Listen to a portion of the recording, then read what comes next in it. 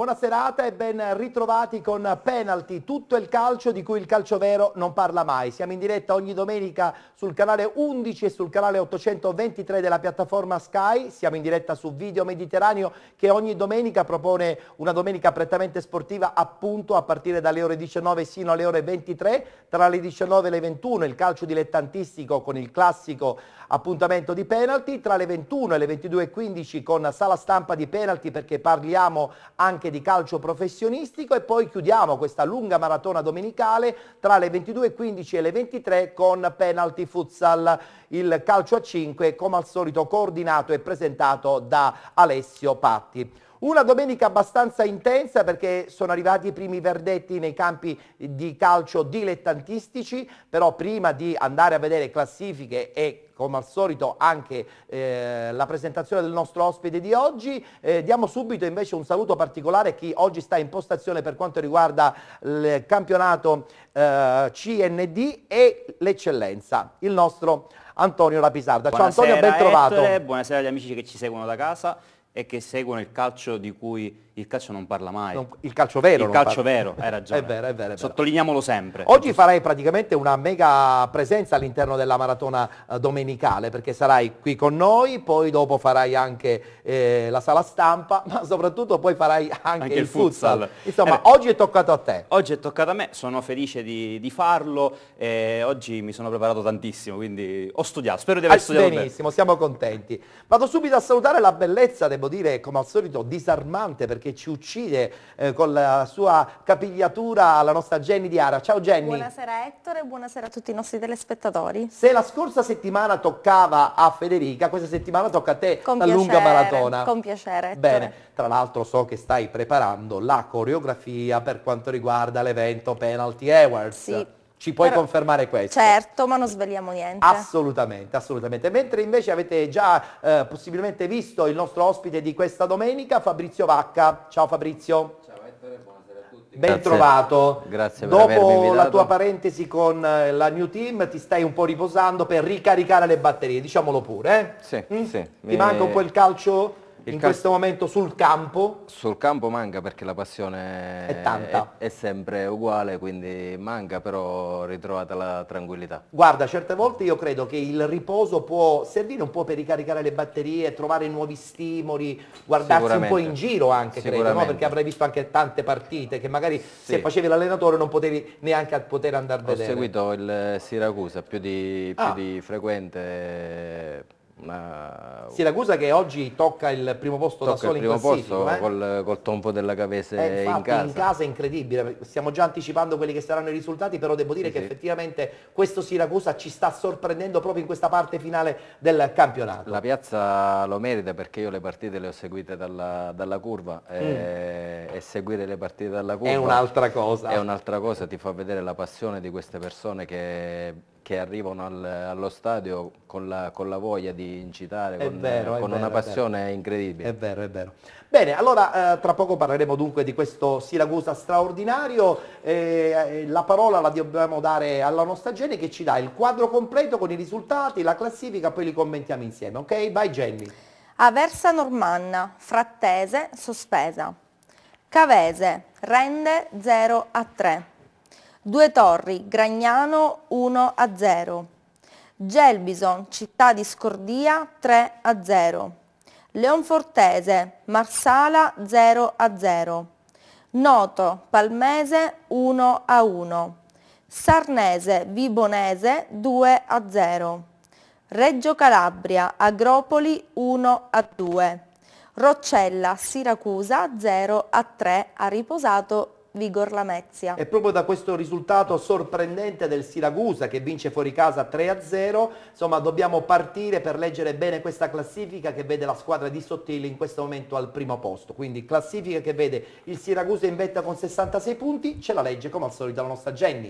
Siracusa 66, Frattese 63, Cavese 63, Vibonese 51, Reggio Calabria 49, Aversa Normanna, Due Torri 45, Sarnese 43, Gragnano Leonfortese 39, Roccella, Rende, Agropoli 38, Marsala, Noto 36, Palmese 31, Gelbison 30, Città di Scordia, Vigor Lamezia 25. Sì, no, il Vigor Lamezia ne ha 24, se dobbiamo Scusate, essere chiari. scusate. Vabbè, non c'è problema. È che sono emozionata per il Siracusa. Sì, lo sappiamo che tu sei una super mega tifosa, essendo di Siracusa, diciamolo mi sembra pure. giusto. Bene, bene, bene. Beh, dobbiamo essere tutti doppiamente contenti, soprattutto perché il Siracusa in questo momento rappresenta una bella realtà siciliana che sta per toccare, insomma, con i debiti scongiuri, il progetto della Lega Pro. Adesso il tabellino del prossimo turno si giocherà naturalmente domenica prossima, domenica 17 aprile, questi gli incontri: Agropoli Noto, Città di Scordia Due Torri, Frattese Sarnese, Gragnano Aversa Normanna, Marsala Cavese, Palmese Gelbison, Rende Vigor Lamezia, Siracusa Leonfortese, Vibonese Roccella, riposerà il Reggio Calabria. Allora, sottolineiamo una cosa importantissima: le partite insomma sono iniziate tardissimo, iniziano intorno alle 15, 15:30, addirittura nei campionati tra promozione ed eccellenza anche alle 16, per cui noi abbiamo deciso da questa domenica e anche insomma per la prossima di fare una trasmissione open, nel senso che molti servizi li vedremo in corsa anche magari che non appartengono alla categoria specifica, come ad esempio il servizio sulla partita dello Scordia, che ha perso fuori casa purtroppo contro il Gelbison per 3-0. Abbiamo il nostro inviato di Sicra, nonché di penalty, Achille Teghini, che sta per insomma mandarci il suo servizio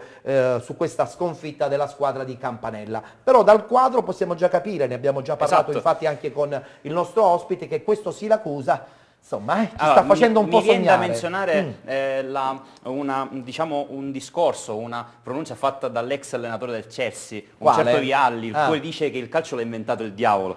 Si parlava all'inizio di un Siracusa un pochettino che stentava molto, ora invece ha dato l'ultimo colpo di coda, è la squadra che sembra essere più in forma ed è stato anche avvantaggiato. Che corre, esattamente, è una squadra che corre in questo momento. E mister potrà anche confermarci che è stato un passo decisivo questo per la Lega Pro, perché tutte le inseguitrici, a parte la Frattese che c'è stata la sospensione della partita a causa dell'infortunio dell'arbitro, diciamo, hanno perso tutte quante, quindi questo è un passo più che decisivo per... Un colpo di coda. Esattamente, un colpo di reni proprio in extremis, perché ormai mancano pochissime giornate, quindi credo che il passo sia uno molto decisivo. E su questa sconfitta dello Scordia contro il Gelbison? Era uno scontro diretto anche questo credo sia molto pesante. Ricordiamoci che eventuali play-out dovrebbe scontrarsi contro il Noto e già ci sono 11 punti di svantaggio. Credo che sia una sconfitta pesante questo per lo Scordia. Infatti, Fabrizio, parliamo un attimo di nuovo sul Siracusa, perché ci tenevo a sapere un po' il tuo pensiero. È una squadra che effettivamente sta correndo tantissimo, si trova in questo momento probabilmente in una fase atletica ottimale per questa parte finale del campionato. Sì, se non ricordo male noi ci siamo visti quando ci fu il cambio di Sottil con il duo Lacqua Mascara. Io allora ti dissi che Sottil era un allenatore che sicuramente avrebbe potuto portare il Siracusa in altre posizioni, anche perché il duo nel calcio secondo me non funziona. Sono d'accordo. E quindi da quel momento in poi il Siracusa sembra, almeno ha cambiato marcia. Adesso è una squadra che gioca, che corre atleticamente, sta bene. Infatti Sottile era anche preoccupato quando ci fu praticamente la sosta, un paio di partite fa. Perché c'è stato il problema dell'Aversa che non poteva giocare per il fatto che aveva un giocatore nelle file della rappresentativa che partecipava al torneo di Viareggio, e questo fatto di non aver giocato quella partita, che poi hanno pareggiato infrasettimanale, ha creato probabilmente uno stacco che in quel momento non era fondamentale. Però poi ho visto che la squadra ha ripreso a correre. Però la squadra in questo momento ha dimostrato ci ha dimostrato la maturità che serve proprio per raggiungere l'obiettivo. Una vittoria esterna pesante. La vedi positiva questa cosa in questo momento? Quindi anche la partita prossima in casa contro la Leonfortese, sì, un po' rischiosa, ma si gioca in casa sapendo che 3 punti potrebbero valere, non dico la Lega Pro, però una buona parte di una possibile promozione. È un derby dove praticamente sicuramente usciranno fuori i valori e sicuramente quelli del Siracusa, proprio perché in questo momento sta molto bene ed è proprio una squadra che sta dimostrando di meritare determinate piazze. Sono d'accordo. E poi un'altra squadra siciliana in Lega Pro ci sta proprio bene, sì. Sperando che insomma il Catania non ci faccia piangere, ma di questo parleremo ampiamente dopo, perché questa vittoria risicata contro l'ultima in classifica ha del pazzesco, Ma non stiamo qui adesso a parlare del Catania, perché ne parleremo appunto, come ho detto poc'anzi, ampiamente a partire dalle 21 con Sala Stampa di Penalty. Però ti voglio fare una domanda su questo Scordia, sperando che prima o poi vi facciamo vedere il servizio di Achille Teghini. Questo Scordia a questo punto è veramente in una situazione quasi drammatica. Credo di sì, mancano poche giornate, come abbiamo detto, e si sono impelagati in una situazione molto antipatica. Non ci voleva questa anche sconfitta, tornando a casa con un pareggio poteva...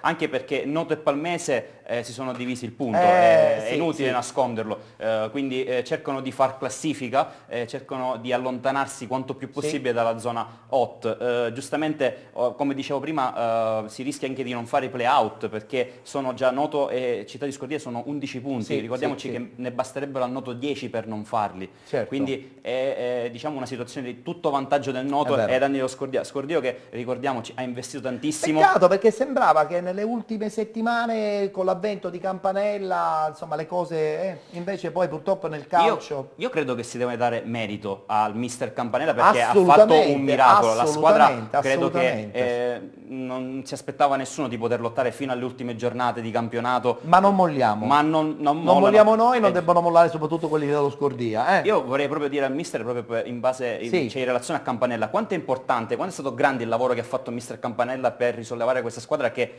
era praticamente retrocessa a gennaio. Sì, è stato sicuramente un grande lavoro ed è tuttora un grande lavoro, perché far ritrovare l'autostima a dei giocatori che praticamente si trovano ad affrontare determinate situazioni non è facile, anche perché il minimo episodio, cioè qualsiasi episodio che sia a loro sfavore, infatti una sconfitta dopo una serie positiva è diventata di nuovo drammatica, la situazione della classifica. Diventa di nuovo non drammatica. bisogna purtroppo mollare neanche un secondo, ma nel calcio ci sono anche gli avversari, no? Che dici? Sì, sicuramente ci sono anche gli avversari, questo è vero, ma diciamo che la pianificazione che ha fatto lo Scordia non è stata delle migliori in questo campionato. Qualche piccola pecca c'è.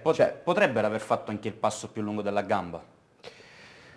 È una domanda cattiva, però, lo so, però parliamo dello Scordia, siamo un po' rammaricati, perché è una squadra che era partita con altre... Ma non demoralizziamoci, io credo che il calcio sempre all'ultimo, guarda in Inghilterra cosa sta succedendo.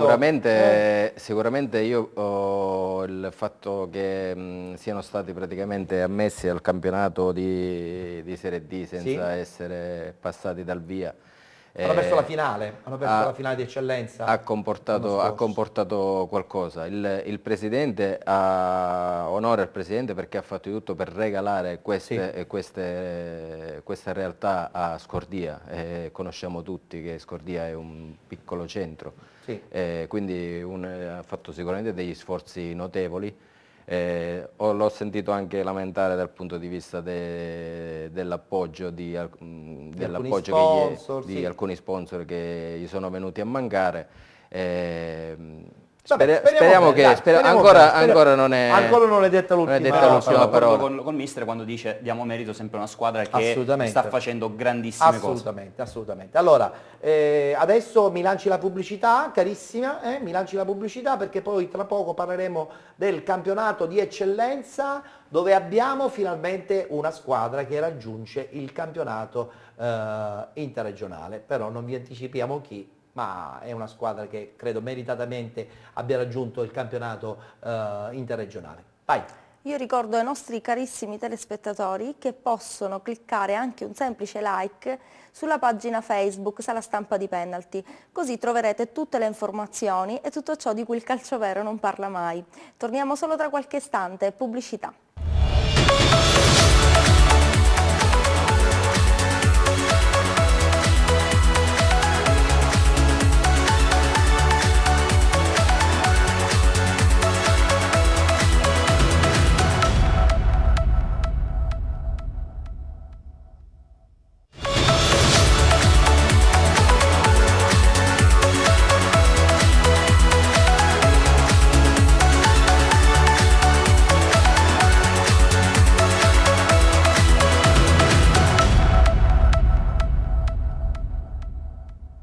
Rieccoci ancora in diretta su Video Mediterraneo, canale 11 e canale 823 della piattaforma Sky. Siamo anche in diretta in streaming su www.videomediterraneo.it e se volete potete anche cliccare, come ha detto giustamente la nostra Jenny, like anche sulla nostra pagina, la Sala Stampa di Penalty. Anzi, possiamo già dire che se vogliono possono incominciare a mandare alcune domande, poi in prospettiva per il programma che parte alle 21. Guarda, io già in esclusiva ti dico che stanno arrivando tantissime domande su questa nuova cordata messicana da parte del vabbè, ma ne parleremo, quindi restate Stiamo con facendo noi. Troppo pubblicità a Sala Stampa di Penalty e poi c'è Penalty che si arrabbia. Va bene. Sto scherzando, ci mancherebbe. Dai. Allora, parliamo adesso del campionato di eccellenza e lo facciamo con i risultati del girone A, 14ª giornata. Abbiamo Jenny pronta con i risultati.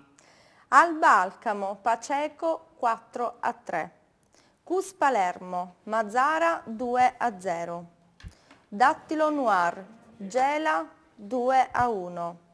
Folgore Selinunter, Parmonval 0-0. Libertas 2010, Pro Favara 2-3.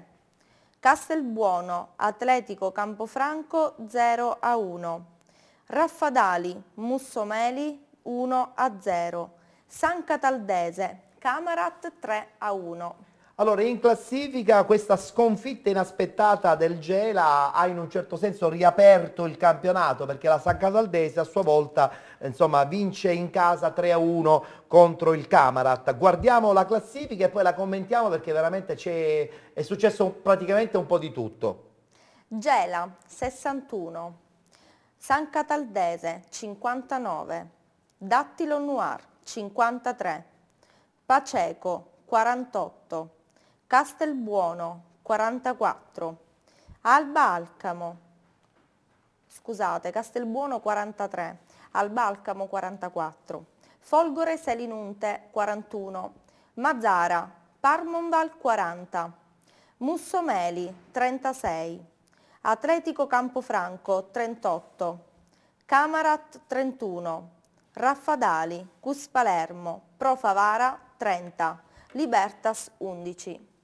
Allora, una classifica che appunto vede comunque sempre la squadra di Gela in vetta, ma con questa San Cataldese che continua a rosicchiare punti alla squadra gelese. Diamo adesso lettura del prossimo turno, si giocherà anche in questa occasione domenica prossima, 17 aprile. Eccolo qua il tabellino: Atletico Campofranco, Dattilo Noir, Gela Cus Palermo, Camarat Libertas 2010, Mazzara Raffadali, Mussomeli Folgore Selinunte, Paceco San Cataldese, Parmonval Alba Alcamo ed infine Pro Favara Castelbuono. Però prima di parlare specificatamente di questo girone B e quindi insomma cercare di capire cosa può succedere già dalla prossima settimana, noi adesso invece vi facciamo vedere il servizio riguardante questa vittoria incredibile del Mazzara in quel di Cassino, che è valsa alla squadra di Tommaso Napoli l'accesso alla finale nazionale di Coppa Italia, che vincendola porterebbe la squadra di Mazzara direttamente nel campionato CNT per la prossima stagione. Quindi guardiamo il servizio e a tal proposito ringraziamo anche la redazione di Televallo. Vittoria del Mazzara a Cassino per 1-0. Serviva un'impresa a Cassino per staccare il passo. Io non lo sapevo.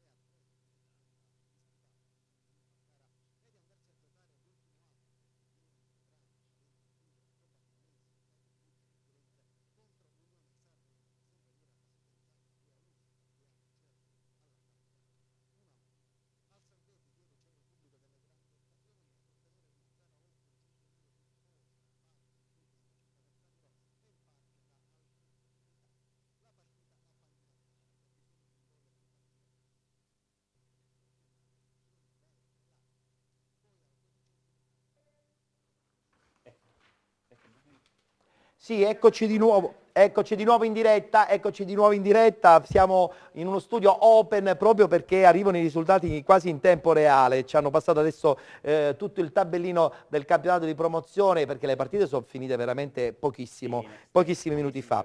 Però lodiamo questa bellissima vittoria del Mazara in quella di Cassino, una vittoria che è valsa sicuramente soprattutto la possibilità di giocare una finale che varrebbe l'eventuale CND. Adesso vi facciamo sentire i protagonisti, soprattutto mister Tommaso Napoli che è molto contento di questa bellissima partita della propria squadra. La mandiamo dopo, perfetto, la mandiamo dopo. Allora una battuta la voglio fare con il nostro ospite Fabrizio. Mazara che veramente ci ha sorpresi in positivo, perché nessuno poteva pensare che questa squadra arrivasse alla finale nazionale. Sì, sai, gli equilibri quelli non si possono prevedere, quindi il Mazara non se lo aspettava nessuno, però... Sotto un po' ci si sperava, Ci pensavano sicuramente, ma era sicuramente un traguardo che loro non si aspettavano. Adesso sono lì e devono quindi tentare se la giocano. Giocheranno contro la squadra di Sanremo, per cui insomma sarà uno scontro abbastanza impegnativo perché Sanremo è una squadra che ha una certa tradizione, quindi sarà una battaglia, ma io credo che la squadra di Tommaso Napoli possa realmente dire la sua. Sono d'accordo, anche perché ormai in classifica non ha più nulla da chiedere a questo campionato, quindi è giusto investire su questa Coppa. Allora è pronto il servizio, sentiamo quindi le interviste di Tommaso Napoli e anche del capitano del Cassino. Mister, una gara che è stata tutto sommato bella, al di là del gioco espresso, perché non era questa la gara dove si poteva esprimere un bel gioco, però un agonismo, una partecipazione veramente degno di questa cornice di pubblico. Sì, io penso che era già non una semifinale ma una finale, perché quando si incontra un Cassino dove nella partita di andata ci aveva anche messo in grande difficoltà, dove poi abbiamo avuto una grande reazione, avete visto un po' tutti, penso che avete visto anche le immagini, la partita, e c'è stata una reazione da parte nostra. Quando arrivi sul 3-3, nella partita di ritorno forse quelli che avevano più da perdere in quel momento lì era forse più il Cassino che il Mazara. Siamo stati naturalmente anche un po' più fortunati perché quando ti ritrovi dopo 15 minuti di gioco con un uomo in più, e che sempre non è mai facile gestire un uomo in più per chi deve fare gioco, e soprattutto, mi dispiace anche dirlo, in un campo che non si poteva esprimere grande gioco né da parte nostra né da parte anche del Cassino, perché, e su questo siamo d'accordo, perché era un campo dove il pallone saltava a più riprese, dove c'erano parecchie buche. Noi abbiamo tenuto il pallino per quasi tutto il match, non riuscivamo a trovare la giocata giusta perché il Cassino si era anche difeso abbastanza bene e dove ha delle grandi ripartenze, e in una di queste ci ha anche un po' messo in difficoltà, però se mi permettete io penso di non aver rubato nulla nell'arco dei 180 minuti, e dove i miei ragazzi hanno, diciamo, dal 46esimo del secondo tempo della partita d'andata e questi 96 minuti, anzi 98 perché sono stati 2 minuti di recupero al primo tempo, penso che non abbiamo rubato niente, che hanno meritato il passaggio di turno. Che poteva essere già una finale questa, perché ripeto si sono incontrate due squadre importanti, però da una parte uno o l'altro doveva uscire. Meno male che siamo andati avanti noi e ci ritroviamo, da quello che ho capito, all'Unione Sanremo, che non so il risultato finale, però so che è passato.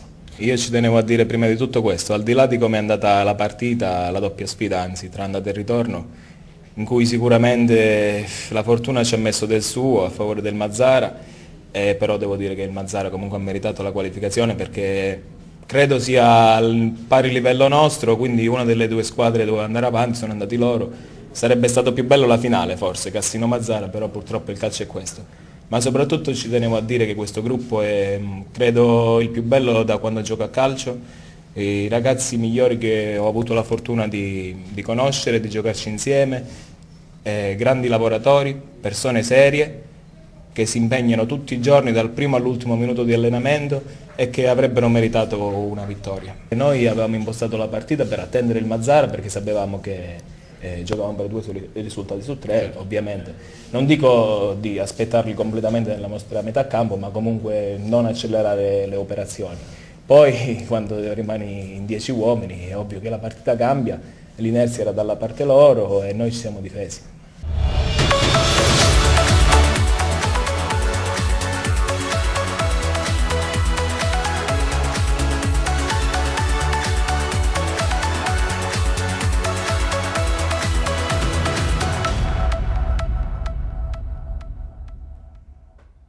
La contentezza di Tommaso Napoli. Adesso vi facciamo rivedere il servizio della vittoria perché abbiamo avuto dei problemi in audio, per cui guardiamo il servizio che precedentemente appunto abbiamo mandato, ma che per problemi tecnici insomma non è andato in onda con un perfetto audio. Quindi guardiamo il servizio di questa vittoria del Mazara in quel di Cassino per 1-0.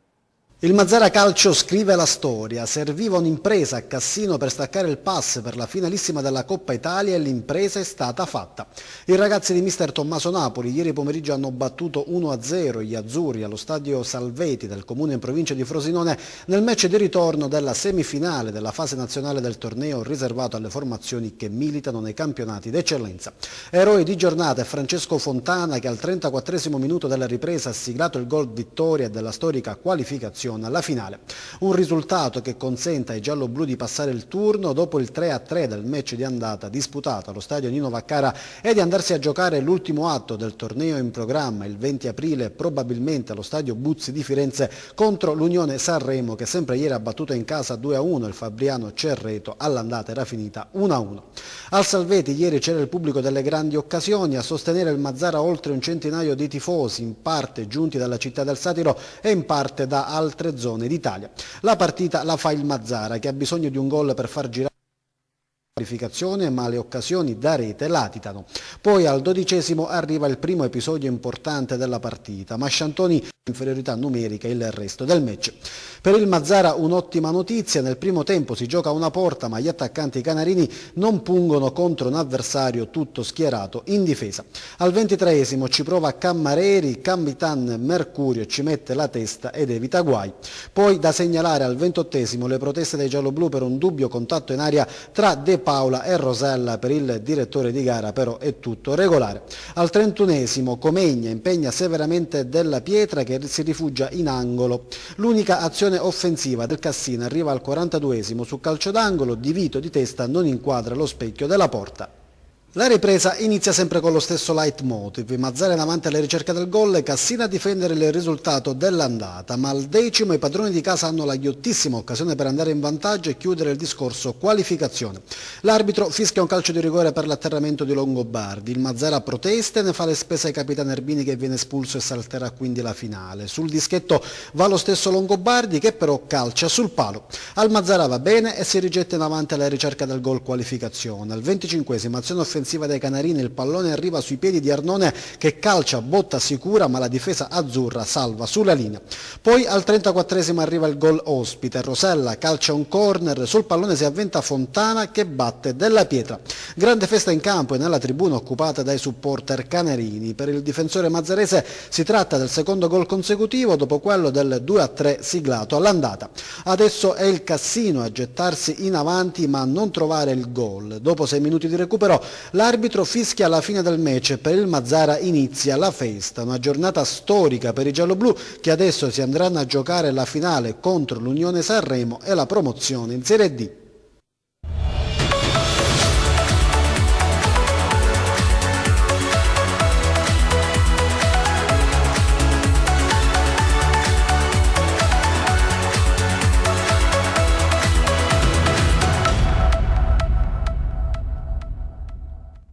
Allora tutti a Firenze per vedere questa bella finale contro Sanremo, ci organizzeremo, chissà, mai dire mai, no? Una finale tutta siciliana, con i tifosi che seguiranno sicuramente la squadra di Tommaso Napoli e chissà, può darsi che il prossimo anno disputeranno il campionato interregionale. Ma ritorniamo a questo punto a parlare del girone B, perché abbiamo visto, e adesso se magari cortesemente la regia può mandare in onda il prossimo turno, che a questo punto gli scontri diventano veramente... No, questo è il girone B. Serve il girone A cortesemente, grazie. Questi sono i risultati, il prossimo turno del girone A, perché la prossima settimana il Gela gioca una partita non difficile, ma difficilissima, perché giocherà contro il CUS Palermo. Fabrizio, questo cosa vuol dire? Che il CUS Palermo, guardando la classifica, si trova quasi in un dentro e fuori, nel senso che non può perdere, se no rischia veramente di retrocedere già direttamente, mentre il Gela deve assolutamente vincere, perché sennò ha paura che poi la San Cataldese può raggiungerla, perché la San Cataldese ha una partita non difficilissima col Camarat, a cui basta potenzialmente un punto. Certo, è sicuramente una partita che per entrambe le squadre vale un campionato. Sarà dura? Per il Gela sarà dura sicuramente, per il Gela varrà la promozione, per il CUS Palermo varrà praticamente la permanenza nella categoria. Certo, certo. Quindi uno scontro abbastanza difficile, vedo favorito il Gela. Anche perché insomma la San Cataldese a sua volta gioca col Paceco, quindi sì. Veramente un prossimo turno incandescente. E mi sorprendo della posizione che appunto il CUS Palermo occupa in questo momento, in virtù dei risultati che aveva raggiunto l'anno scorso. Chiedo alla regia di mandare in onda, se già è possibile, le immagini della vittoria della San Cataldese per 3-1 appunto contro il Camarat. Ringrazio Calcedonio Iacuzzo per questo suo servizio. Una San Cataldese che comunque nelle ultime settimane, Antonio, sta facendo punti che gli hanno permesso anche pian pianino di rosicchiare qualcosa alla squadra di Bruccoleri. Beh, credo sia giusto così, è una squadra che non molla mai, è una squadra che sta giocando bene, è una squadra in forma. Quindi è giusto che ci provi. Ora sono due i punti di distacco e quindi è lecito sognare anche per questa squadra. Però purtroppo il Gela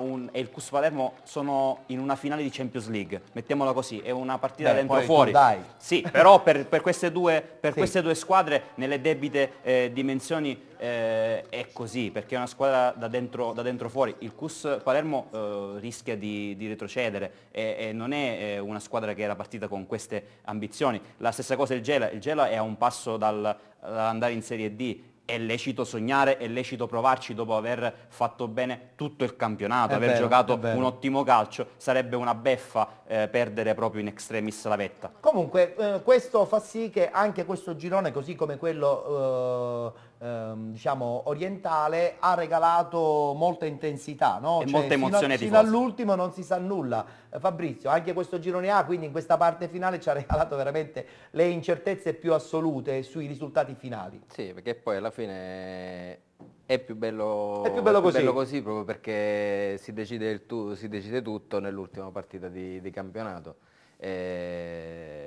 Ben vengano queste cose. È vero. Allora ci dobbiamo fermare e a questo punto, dato che abbiamo chiuso con il girone A, abbiamo visto anche le immagini appunto della vittoria per 3-1 della San Cataldese con il Camarat.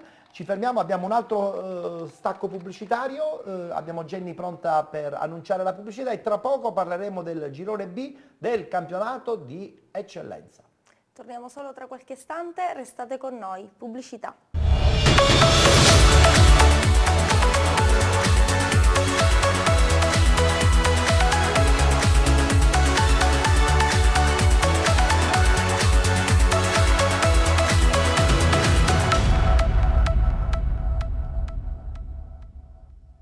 Il nostro è un programma open, come vi avevamo già anticipato le partite terminano già abbondantemente oltre le 18, per cui potete immaginare. Abbiamo il servizio, e quindi facciamo un passo indietro, abbiamo il servizio che riguarda il campionato CND sullo Scordia, che ha perso purtroppo in terra lucana, ha perso 3-0 contro il Gelbison, il servizio di Achille Teghini.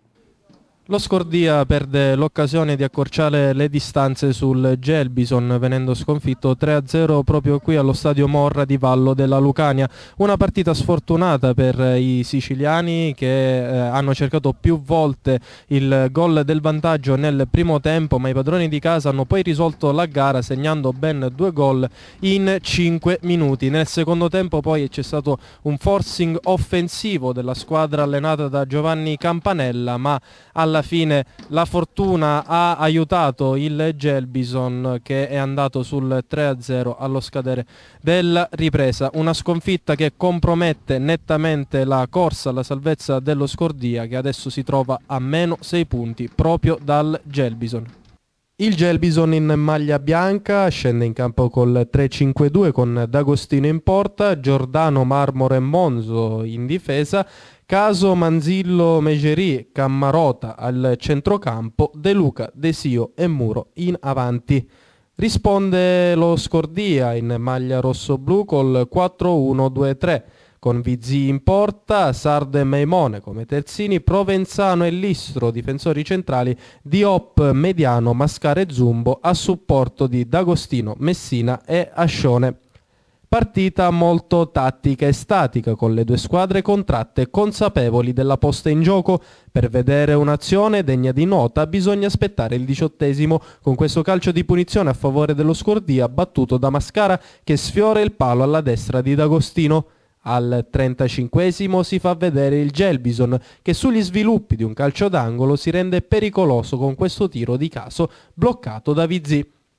Pochi minuti dopo arriva il vantaggio per i padroni di casa. Un disimpegno sbagliato dal difensore dei rossazzurri Maimone favorisce il tiro da fuori di Marmoro che porta in vantaggio i suoi. Nonostante il forcing però, allo scadere dei primi 45 minuti, arriva il raddoppio dei vallesi. Marmoro mette la palla in mezzo con un cross e De Luca si fa trovare pronto, colpendo di testa e beffando Vizzi. 2-0 e Scordia in difficoltà. Nella ripresa la squadra di mister Campanella scende in campo con un assetto offensivo. Al 52esimo è il solito Peppe Mascara che ci prova con un calcio di punizione, ma la palla viene intercettata dalla difesa avversaria. Scoprendosi troppo in avanti però lo Scordia è vulnerabile ai contropiedi avversari e ci vuole un super Vizzi per dire di no a questa galoppata trionfale di De Luca. Al 60esimo lo Scordia ha l'opportunità di dimezzare lo svantaggio con Ascione che si divora un gol già fatto. Pochi minuti dopo però c'è un'altra occasione per i ragazzi allenati da mister Campanella, palla in mezzo per Calabrese che liscia favorendo però Ascione che tira fuori misura. Ci prova ancora lo Scordia, mai domo, sugli sviluppi di un calcio d'angolo e Diop a colpire di testa, ma D'Agostino dice ancora di no. Con l'energia al minimo e il morale infranto, lo Scordia perde la concentrazione, concedendo una ripartenza fatale al Gelbison con Megeri che dalla sinistra serve De Luca che sigla la sua doppietta e chiude il match sul 3-0, sconfitta che brucia per lo Scordia che adesso vede la zona play-out a meno 6 punti a sole 4 giornate dalla fine. Il campionato è molto equilibrato, ci sono risultati che uno non si aspetta. Ma uno deve mettere anche in preventivo determinati risultati e sorprese. Il calcio è bello anche per questo, però questo non giustifica. Io per carattere continuo a lavorare, non mollo, cercherò sin da domenica, che abbiamo una brutta partita perché abbiamo un derby, cercheremo di riprenderci, poi a fine campionato otteniamo le somme. Purtroppo è un handicap. Però non è che noi ci arrendiamo, almeno io personalmente non mi arrendo, continuo a fare il mio lavoro come l'ho sempre fatto, con grande dignità e onestà. Speriamo che i calciatori lo capiscono e non offrono più partite come queste perché abbiamo perso, non vorrei dire una parola pesante, vabbè diciamo che abbiamo perso la faccia, dai. Va bene, l'amarezza di Campanella, ma la sua determinazione ci piace perché continua ancora giustamente a credere nel proprio gruppo. Parliamo adesso del campionato di eccellenza, anticipiamo subito che nel girone B l'Igea Virtus raggiunge la sospirata promozione nel campionato interregionale. Quindi soltanto una parola, complimenti. Complimenti. hanno giocato un ottimo campionato Assolutamente, e quindi assolutamente. è doveroso il premio finale di salire nella categoria di Tra Serie D. poco ci collegheremo anche con il mister, però prima guardiamo tutti i risultati al completo insieme alla nostra Jenny, risultati del girone B del campionato di eccellenza. Atletico Campofranco 5-3, Città di Rosolini Modica 3-0, Giarre Sporting Taormina 0-2, Igea Virtus San Pio X 2-0, Rocca di Caprileone Acireale 4-0, Sicula Leonzio Forza Calcio Messina 8-1, Sporting Viagrande Orlandina 2-0, Troina Palazzolo 1-0. Allora, in classifica, come tutti già hanno capito, vittoria importante dell'Igea Virtus che con 64 punti a questo punto è in vetta in maniera definitiva con la vittoria anche del campionato. Guardiamo la classifica insieme a Jenny e poi tra pochissimo in linea anche il mister dell'Igea Virtus, Peppe Raffaele. Igea Virtus 64, Rocca di Caprileone 61, Sicula Leonzio 60, Troina 58, Acireale 56, Palazzolo 55, Sporting Taormina 54, Giarre Milazzo Sporting Viagrande 37, San Pio X Città di Rosolini 35, Atletico Catania 24, Modica 18, Forza Calcio Messina 12, Orlandina 6.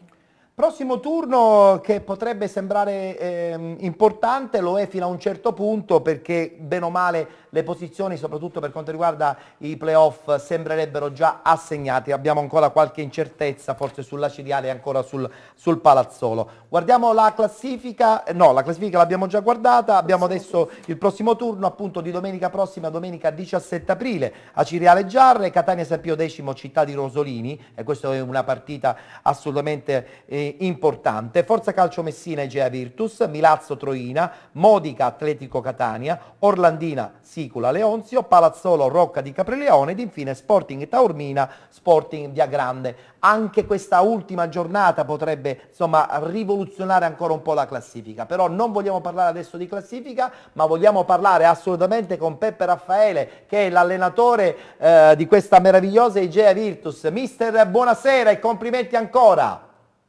Buonasera, ho un ritorno difficile, sento pochissimo, in lontananza. Ci sente in lontananza o ci sente poco? Pochissimo. Vabbè, allora grideremo noi, perché lei magari sarà anche stanco con la voce, perché probabilmente anche in questa ultima partita avrà gridato tantissimo per insomma dare questa carica giusta, perché questi 3 punti hanno valso alla squadra messinese questa sospirata promozione nel campionato interregionale per la prossima stagione. È contento? Ma sicuramente è normale essere felice, anche se per la matematica ancora ci manca un punto, quindi... Vabbè, dai, facciamo le cose ormai quasi certe, mister. Io la chiamerei ormai promozione sicura, dai. Bisogna essere ottimisti, sì, però ripeto, il calcio insegna che la matematica è la cosa che conta. Naturalmente siamo a un passo, siamo consapevoli di aver fatto tantissimo, di aver fatto le cose più difficili, adesso dobbiamo preparare bene l'ultima partita e poi, se Dio vorrà, finalmente otteniamo questa promozione che credo mai sia stata più meritata per una squadra di calcio. Forza Calcio Messina che a questo punto insomma diventa una pura formalità, anche se però bisogna giocarsela la partita, giusto? Ma assolutamente sì, ripeto, le partite cominciano tutte 0-0 e è normale che è una partita che può essere considerata dagli addetti ai lavori quasi scontata, però noi non dobbiamo fare questo errore. È giusto. Prepararla al massimo, al meglio, per poter poi veramente al 90esimo festeggiare definitivamente. Certo. Mister, in questo girone devo dire che le sorprese non sono mancate, tante squadre ancora tuttora tentano disperatamente insomma, di inserirsi non soltanto per il primo posto ma anche e soprattutto nella griglia dei playoff. Qual è la squadra che gli è piaciuta di più tra tutte quelle che hai incontrato? Ma sicuramente credo che il Palazzolo esce immeritatamente da questo campionato, perché fra quelle che abbiamo incontrato è quella che mi ha fatto la migliore impressione. senza nulla togliere a tutte le altre, però e lo dimostra anche gli 8 risultati consecutivi, 8 vittorie di fila che aveva fatto ultimamente. Certo. Poi oggi, da quello che so, ha perso 1-0 e credo che sia fuori, ma sarebbe stata una squadra ancora che... volendo è in corsa, certo ci sono poi tanti risultati da incastrare, tenendo presente che gioca tra l'altro uno scontro con una squadra importante che è il Rocca di Caprileone, che tenterà di rimanere al secondo posto per una buona griglia in prospettiva playoff. Ma assolutamente, io ripeto, nelle prime interviste che ho fatto quest'anno ho detto che ci sarebbero state 7 squadre che si sarebbero giocate come il primo posto, come finora anche all'ultima giornata potevano stare fuori dai playoff. Così Perfetto. È successo, squadre che hanno fatto benissimo come il Taormina, come il Palazzolo, sì, rischiano di non fare i playoff, squadre come la Leonzio, la Cireale ambivano al primo posto e hanno avuto anche la paura di non fare i playoff e invece adesso si trovano là. Noi grazie a Dio abbiamo fatto un grande percorso, onestamente con tutta onestà non eravamo partiti per vincere il campionato, però sul campo però abbiamo poi le cose sono andate credo di averlo meritato ampiamente. In prospettiva playoff, sulla carta l'altra squadra messinese potrebbe veramente farcela, il Rocca di Caprileone, oppure bisogna veramente stare molto attenti, ancora se non sono stati definiti i playoff, però indubbiamente anche la Sigula, lo stesso Troina possono ambire a questa benedetta promozione. Non ho sentito la domanda. No, sto dicendo, il Rocca di Caprileone è quella che sembra più attrezzata eventualmente per farvi compagnia, poi sempre c'è il discorso dei playoff nazionali, per raggiungervi nel campionato interregionale? Ma guardi, io credo che la squadra più attrezzata sia la Leonzo come organico. Ho sentito ogni tanto, perché ho avuto il piacere anche sul satellite di vedere la vostra trasmissione, ho sentito che loro sono una matricola, io credo che il budget del Leonzo sia superiore insieme a quello della Cireale almeno del doppio rispetto alle altre squadre che stanno lottando per la vittoria finale del campionato, che hanno lottato, quindi credo che le squadre più attrezzate alla fine sono sempre Leonzo e Cireale come organico. Poi il campionato in questo momento ha detto che l'Igea molto probabilmente lo vincerà, che Rocca è secondo, e credo che quindi bisogna vedere anche Rocca, che fra l'altro ha dei giocatori importanti, sì, come in organico, come il campionato ha dimostrato. C'è gente che ha fatto tanti anni la C, a volte magari ci si vuole nascondere sul fatto del paesino rispetto alla grande piazza, ma il Rocca aveva fatto a inizio anno una squadra minimo per ambire ai playoff e credo che abbia rispettato il campionato, quindi sarà bagarre anche in questi playoff e non vedo una vera e propria favorita. Sono assolutamente d'accordo, credo che ancora una volta questo girone dimostra tanta qualità e tanta quantità, perché appunto queste 7 squadre, le 7 sorelle come le abbiamo chiamate, insomma hanno veramente dato spettacolo, gli scontri diretti sono stati sempre accesi, anche con molta sportività, devo dire.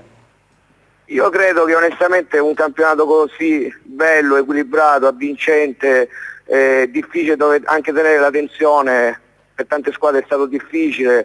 Ci sono stati momenti che potevano andare al primo posto, come si può rischiare di uscire dai play-out, quindi oltre alla qualità tecnica ci vuole anche una grande qualità di personalità nei giocatori che si hanno a disposizione. Credo che non si vedeva da anni. È giusto. Ci sono stati anni passati dove magari partivano 1 o 2 squadre, il campionato poi diventava magari più lineare, mentre invece quest'anno è stato un campionato veramente che ha messo a dura difficoltà l'organico delle squadre, la tensione, gli ambienti, perché ci sono anche città importanti dove si vive anche sul risultato settimanale. Quindi è vero. Veramente un campionato che è stato attestato la vericità delle squadre a disposizione. Quindi è vero, ripeto, è stato veramente un girone intensissimo. L'appendice playoff sarà con delle squadre tutte importanti, dove la spunterà chi ha quella qualità in più anche a livello mentale.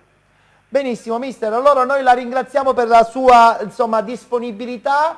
C'è da preparare questa partita. Ok, lei è un allenatore, sappiamo benissimo che bisogna sempre tutto allertare fino all'ultimo in tensione, ed è giusto, però sulla carta mezzo piede, anche più di mezzo piede, è già nell'interregionale, va bene? Va bene, io vi ringrazio e vi faccio un in bocca al lupo per la trasmissione e magari ci vediamo anche prestissimo, molto presto. Grazie mister. In bocca al lupo per la prossima partita, mister Peppe Raffaele della squadra che in questo momento ha più di un piede, direi. Sì, io direi, ovviamente... Il mister giustamente non si può sbilanciare perché è giusto e doveroso non sbilanciarsi. Ma però... io credo che anche mister Vacca nei suoi panni avrebbe detto le stesse cose. Come ti saresti comportato in una situazione di questo genere? È la matematica che conta. Vabbè, la matematica, però giochi contro una squadra che è già retrocessa quasi, voglio dire. Sì. Sulla carta, come anzi, è già retrocessa. Come hai detto tu, è semplice. Però... Ma mi ricordo un Roma-Lecce. Vabbè. Mister, ma in proiezione di questa partita difficile, sempre perché tutte le partite sono difficili, come dovrà lavorare mister Raffaele in proiezione, dal punto di vista mentale per questi giocatori che hanno più di un piede in Serie D, più di un piede e mezzo? Bella domanda. Dal punto di vista mentale sicuramente avrà un gruppo che è già carico di sé, perché ha un obiettivo che sta toccando ma non è ancora in possesso. Diciamo che vede lo striscione dell'ultimo chilometro e sa che veramente ormai c'ha più benzina per più di un chilometro. Ha più benzina degli altri, è più avvantaggiato rispetto agli altri, però deve arrivarci. Sarà sicuramente, ci arriverà sicuramente, ma fino a quando non si taglia il traguardo. Non si taglia il traguardo. È tutto un punto interrogativo. Nessun obiettivo è raggiunto. Allora, l'ultima battuta con Fabrizio su questo girone B del campionato d'eccellenza, dove veramente abbiamo visto, e anche il mister Peppe Raffaele lo ha confermato, è un girone intenso, proprio di grande qualità, con centri importanti come Aciriale, come lo stesso Troina, che volendo, seppur con un piccolo centro, insomma ha fatto vedere anche grande gioco, il Taormina che poi alla fine ha mollato, il Palezzolo che è rientrato in corsa, Sicula Leonzio, voglio dire, c'è l'imbarazzo della scelta, Rocca di Caprileone. Sicula Leonzio che come potenziale tra le 4 candidate ai playoff è quella che ha praticamente un potenziale migliore. Però per esempio oggi il Rocca di Caprileone che ha completamente surclassato la Cireale. Sì. È stato un crollo della squadra di Aciriale. È stato un crollo che dopo praticamente l'arrivo di mister Anastasi sembrava che la Cireale avesse intrapreso. È ancora in corsa però, È ancora in corsa. Diciamo la posizione quarta nei playoff. È stato scavalcato dal Troina, sì. Quindi è una sconfitta che pregiudica pesante. La posizione dei playoff. Anche se ancora, volendo, anche lo stesso Palazzolo è in corsa, perché giocherà anche contro il Rocca di Caprileone che a sua volta non può perdere punti, insomma c'è tutto un giro. Benissimo, allora ci fermiamo perché abbiamo un altro break pubblicitario, Jenny ci lancia la pubblicità e tra poco rientreremo per parlare del campionato di promozione. Ricordo ai nostri telespettatori che possono restare in contatto con noi, i nostri ospiti qui in studio, mandando un semplice messaggio su WhatsApp al numero 336 92 07 27. Torniamo solo tra qualche istante, pubblicità.